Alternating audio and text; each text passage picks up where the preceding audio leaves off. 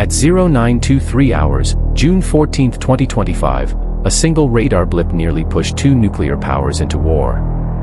The USS Princeton, cruising the South China Sea, suddenly painted a Chinese destroyer charging straight toward her. Beijing had just ordered, intercept the Americans and make them blink first. But what happened next showed why challenging the US Navy in open water is a very bad idea. The destroyer surged from 18 to 30 knots in under 90 seconds. On the Princeton spy radar, the picture was clear enough to see every bolt on its deck. At this speed, it would reach weapons range in just 17 minutes. The Chinese ship carried YJ-18 anti-ship missiles, fast and deadly. But the Americans had SM-6 interceptors reaching twice as far, more than enough to swat anything out of the sky. Inside the Combat Information Center, the mood was steady. No panic, no rush.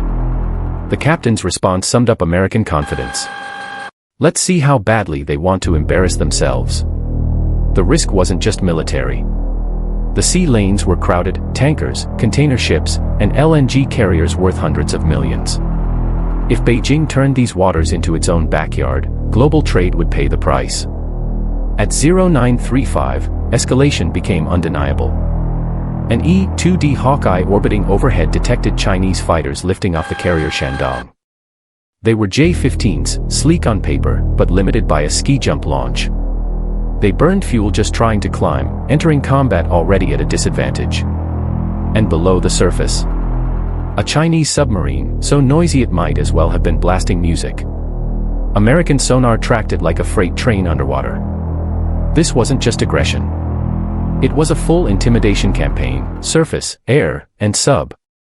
At 0937, the Nimitz answered. Her flight deck erupted into precision chaos. Super Hornets launched every 45 seconds, Growlers spun up their jamming pods, and the sky filled with American steel. The Growlers went to work first. On Chinese radar screens, ghosts appeared everywhere. Real fighters vanished into electronic noise. What looked like 4 Hornets suddenly became 12, then 20. Radar locks broke. Communications fragmented. Meanwhile, American jets flew seamlessly as one. Every F-18 linked by data systems, sharing radar and sensor data in real time. The Chinese? Relying on voice commands, struggling to coordinate, blind to the bigger picture. A Virginia-class submarine, silent for 8 days, suddenly surfaced just 6 miles from the Shandong. Black, massive, undeniable. For 90 seconds it stood in plain view, enough time for every lookout to realize what it meant. If this had been war, their carrier would already be gone.